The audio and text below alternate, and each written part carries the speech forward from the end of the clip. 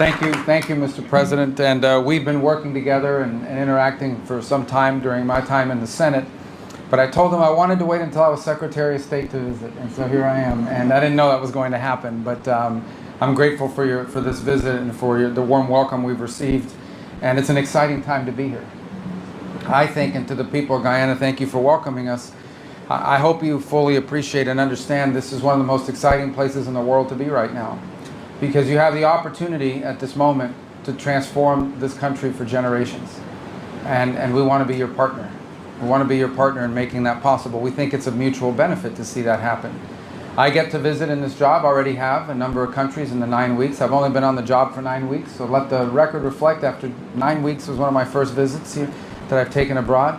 But we get to visit a lot of countries, and when you visit, you have some countries, unfortunately, are facing tremendous challenges, and they're just looking to stabilize.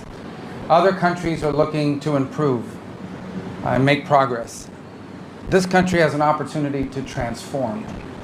And that's rare in the history of nations, to have an opportunity for transformative change. And what I mean by transformative change is not simply oil and gas fields. And that's very important. Natural resources are critical, but that is just the basic ingredient that allows prosperity to happen. One of the topics that's talked about all over the world today is data centers and the digitization of the economies, artificial intelligence. Do you know what you need in order to do that? You need to have really good scientists and engineers and technicians that know how to run it. But the most important thing you need to be a dominant presence in the world in data centers and artificial intelligence is reliable and affordable energy. That's just one example, among many others. You have an opportunity to expand in a responsible way agriculture production, not just for the needs of your population, but for the region. And to do it in a way that safeguards the beauty and the natural environment that's pristine. You have an opportunity to expand in issues of ecotourism. I'm not a big fan of ecotourism. I'm not against ecotourism. I'm not an ecotourist. I like staying at hotels. I'll do it. Maybe I'll go somewhere. But there are people that love this stuff. They love it. And you have an opportunity to do that in an incredibly responsible way. I'm just touching on a few things, but that are opportunities before you. And that shared prosperity for your country that will come as a result of that is transformative. The lives of your children, the lives of your grandchildren, your lives are going to look very different in 5 to 10 years under this leadership and under this vision as it continues. And we just want to be a partner. Why do we want to be a partner? Just to be frank, why does the United States care about it? Number one, we care about it because we think it creates a level of stability in the region which we share. Not just stability here, stability for your neighbors, because we believe prosperity can become contagious. Just like instability can become contagious, stability and prosperity can become contagious.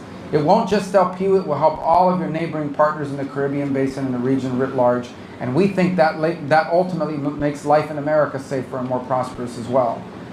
And so we want to look for every opportunity possible to partner with you.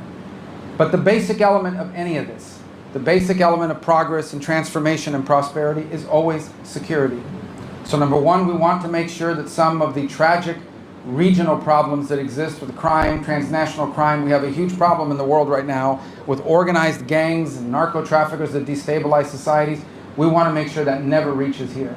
And that's why today's MOU and the work we'll do together is designed not to stop it, but to prevent it from ever taking root, from ever finding its way here. Because unfortunately, sometimes crime is attracted by prosperity and targets prosperity. And the other are regional threats. The regional threats based on illegitimate territorial claims by a narco-trafficking regime. And I want to be frank, and I've said this during my time as a senator, and I have full confidence in saying it now as a Secretary of State. There will be consequences for adventurism. There will be consequences for aggressive actions. And that's why our partnership in that regard will be important. That is not what we want to be a feature of our relationship, but it is a necessity of our relationship because you have a very difficult challenge on your hands with a dictator that's making illegitimate territorial claims. And so you have our full commitment and support. Today we're demonstrating it both in tangible ways, and we're going to look for ways to make it long-term and sustainable ways, to make abundantly clear that we are invested, both as a nation and from our people, in being your partner in transformation and in prosperity. And we will not allow illegitimate territorial claims to be an impediment to your dreams and to your right to develop this country into a symbol that I hope will inspire others to follow the example you set, Mr. President. So thank you for the chance to be with you. Estamos en una fase importante, donde tenemos que consolidar la nueva democracia. Democracia es lo que queremos. Democracia es lo que estamos construyendo. En el mundo dicen que no, que es un régimen. Por ahí sale el imbécil de Marco Rubio, amenazando a Venezuela desde Guyana. Imbécil, a Venezuela no la amenaza a nadie, porque esta es la patria de los libertadores, esta es la patria de Bolívar. Imbécil. Y que esto es un régimen, que es una dictadura. En su vida, Marco Rubio ha visto una asamblea popular, ha ido a un barrio, porque ellos son de la élite corrupta de Miami, muy corruptos, que odian a Venezuela. Él es el padrino a la Sayona. La Sayona no va ni para el baño si no le consulta a Marco Rubio. Traidor a la patria, banda de traidores. Mire lo que le han hecho a los migrantes venezolanos. ¿Quién pidió que persiguieran a los migrantes? ¿Quién pidió y apoyó que los mandaran secuestrados a El Salvador? ¿Quién? Que lo diga el pueblo. La Sayona criminal vende patria y este pueblo tiene que saberlo, que esa criminal más temprano que tarde ante la justicia va a responder lo que le ha hecho a este pueblo. Porque este pueblo, si algo tiene, que cuando lo amenazan, cuando lo golpean, se vuelve más rebelde. Somos más rebeldes, somos más altivos, más luchadores. Y tenemos que cuidar a Venezuela, cuidar la paz de nuestra patria y la mejor forma ejerciendo el poder popular. Sergeant Marcel from Starbucks News. Hi. Good afternoon. Good afternoon. Marcel Thomas from the Starbucks News. You just spoke of consequences for aggressive actions and that the U.S. is Guyana's partner. Given Venezuela's unprovoked aggression towards Guyana, I want to know if your country would stand by Guyana militarily if Venezuela were to attack this country, and what would be the U.S.'s response should Venezuela attack U.S. oil major ExxonMobil, which is operating in Guyana as well? It would be a very bad day for the Venezuelan regime if they were to attack Guyana or attack ExxonMobil or anything like it. It would be a very bad day, a very bad week for them, and it would not end well for them. I'm not going to get into details of what we'll do. We're not big on those kinds of threats. I think everybody understands, and I want it to be clear. We've made this clear repeatedly. I think the U.S. Navy today is making it clear and demonstrating our ability to. We have a big Navy, and it can get almost anywhere. Can get anywhere in the world. We have commitments that exist today with Guyana. We want to build on those, expand on those, and we'll leave it for the appropriate time. But suffice it to say that if that regime were to do something such as that, it would be a very bad move. It would be a big mistake for them. We now invite from our visiting media, please remember to identify yourself and the media host you represent. Thank you. Hello, Mr. Hi. Secretary. Hello, Mr. President. Thank you for taking questions from us. We appreciate it. Mayor Pomok from Reuters. Mr. Secretary, a Turkish student in Boston was detained and handcuffed on the street by plainclothes agents. A year ago, she wrote an opinion piece about the Gaza war. Could you help us understand what the specific action she took led to her visa being revoked?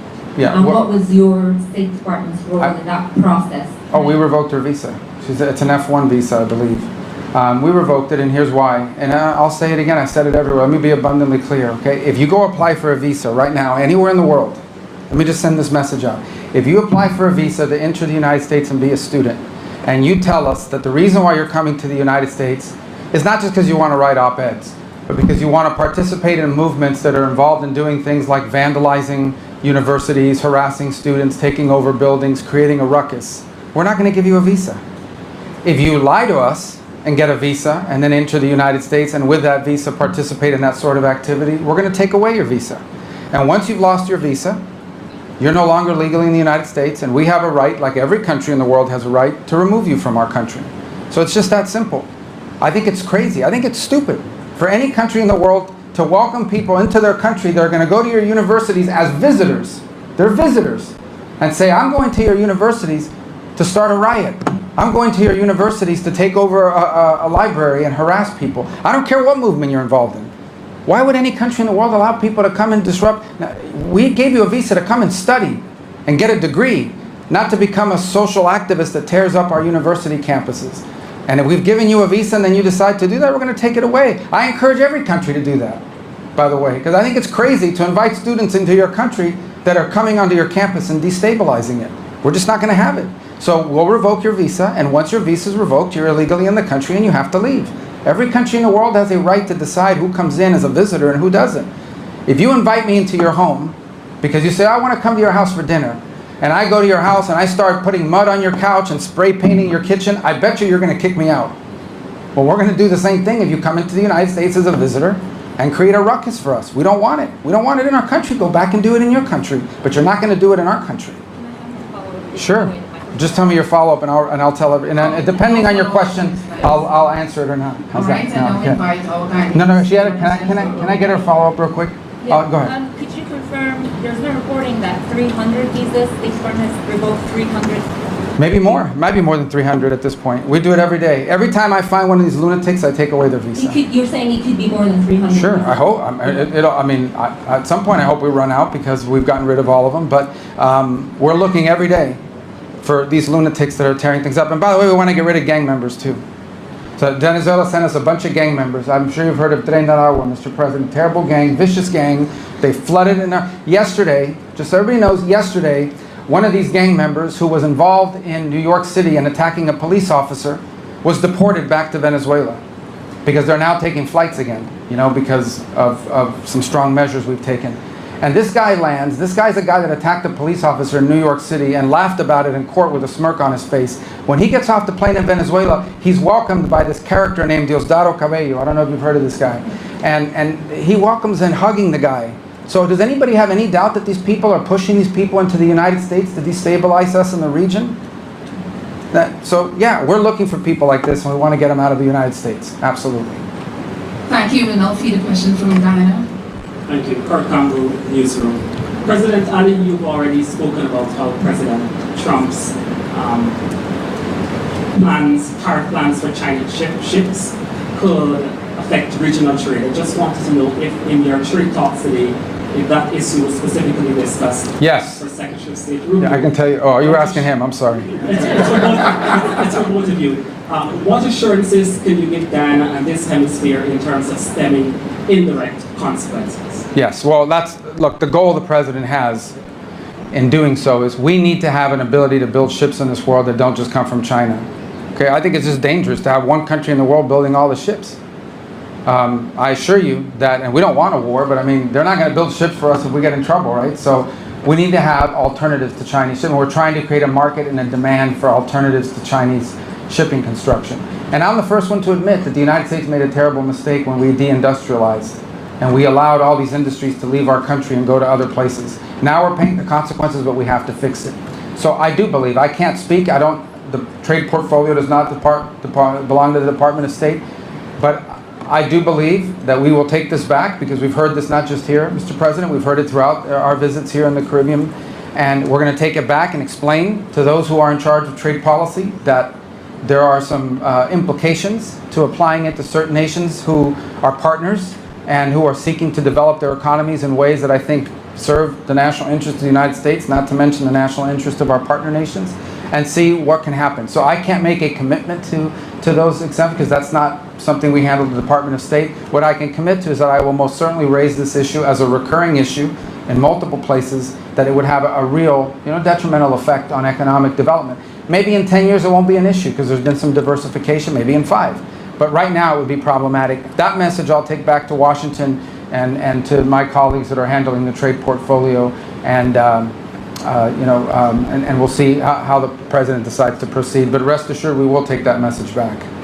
On that, I think that's a problem for you as well. I mean, obviously, because of the combination of your growing economy, labor needs, and your geography. You've been a place where a lot of people have come in. And I think you want it to be the right people, right? So I think if we have information that someone has entered your country who has bad intentions, we want to be able to share that with your government, because you don't want that. You don't want those, you know, if we have information on a Trinidad gang member from Venezuela, we want to make sure that we have collaboration and we're sharing that information. If we have information that some narco trafficker is taking up shop here and has decided to try to turn this into a base of operation, which can lead to violence and warfare here, gang warfare, we want to be able to share that with you. We want to prevent these problems from happening. So from the perspective of Guyana, which is not a source country of migration to the United States per se, illegal migration, but it is a country that receives, unfortunately, you know, you're getting a lot of people. And not everybody that comes here, I mean, most people are probably here to work hard and so forth, but not everyone. So if we have information that someone is in your country that we know is a bad person, we want to be able to share it with you. We want to be able to share it with you very quickly. So that sort of information sharing has to be a cornerstone of this security agreement that we've signed today and want to continue to expand upon. We will now feed our final question from our visiting media. Hello. Thank you so much. Hi. Vera with the Wall Street, Vera Barrington with the Wall Street Journal. They're very tough, this Wall Street. Be careful. All right. No. Secretary Rubio, when you and President Bukele, you mentioned Nicaragua several times, when you and President Bukele negotiated the deal to transfer the U.S. deportees to his prison in Esequibo, did you discuss any provisions to ensure that individuals mistakenly identified as gang members would have access to legal recourse and that they can secure their release if they are wronged? Yeah, we have, that list was carefully vetted, provided to us by Homeland Security. We have confidence in it. What we negotiated is the reality that they in El Salvador comply with all the national... Marines at Guantanamo said these are some of the roughest people we've ever interacted with. They were worse than the Al-Qaeda guys that were in their jails. Think about that. So that's who we're getting rid of, and we want to get rid of more of them. Ladies and gentlemen, members of the media, this brings the end to our media conference, and I would like to